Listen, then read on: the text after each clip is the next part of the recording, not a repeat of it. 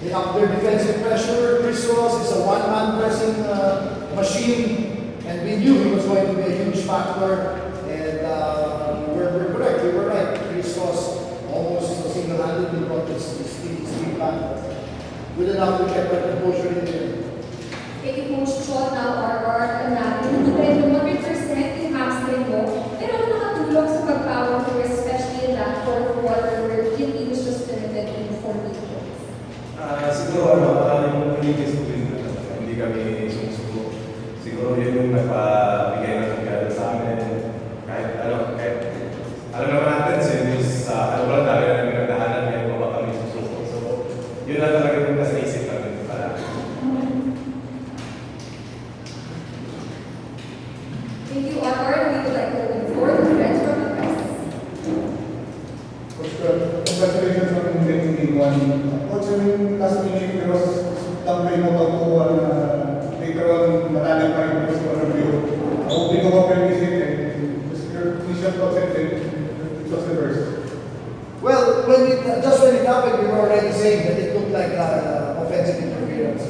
So, good thing that there was a break on that jump ball that they were able to review it. And we're very fortunate that that was reversed. It would have been a very different story if not. So,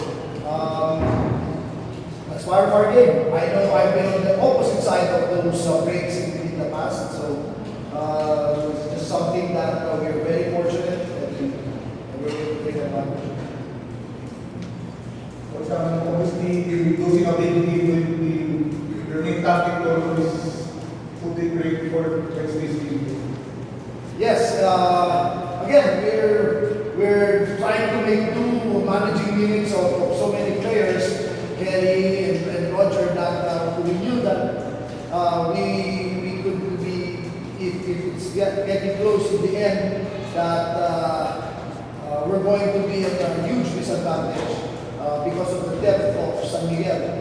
So, ang usapan lang namin, let's just rely on each other, hang on as much as we can, find a way to win in the end. Coach, yung first half mo, grabe yung shooting mo. Ikaw ba yung expected na fall ka because of shooting bench to what say you were misfiring na eh? That's what you call the law of averages, right? But still, when our shots were not going in, but there were good looks. And that's what we used to say on our team. As long as we get good looks, we can live with that. What we did not live with were our turnovers. That's what fueled their run. It's they got 20 points of turnovers of us. It's a huge difference. We got 20 points. Can you imagine if we just had cut that in half? Hindi na sana nabigyan. But that's what we have to address really is our turnovers.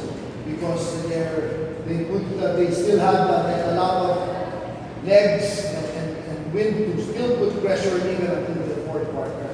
And kami, hindi na kami masyado ganun kalakas because like I said, because of all the injuries that we're trying to do.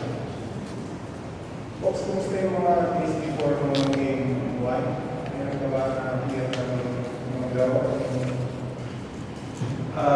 Sa totoo lang, hindi pa ako kasali ng pag-contract talaga natin doon.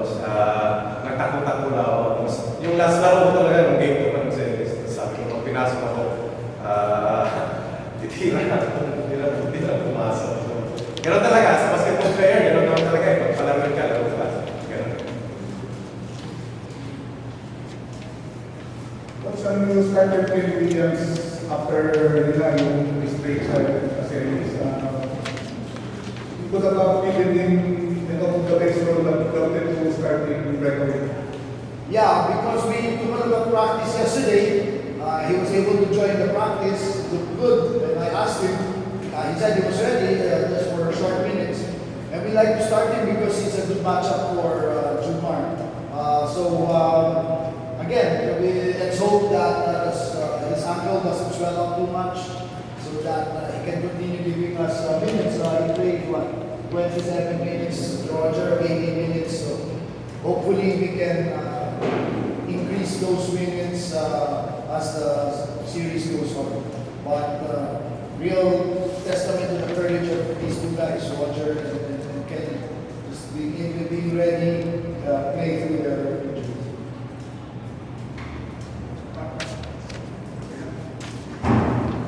So we're posting a press conference. Thank you.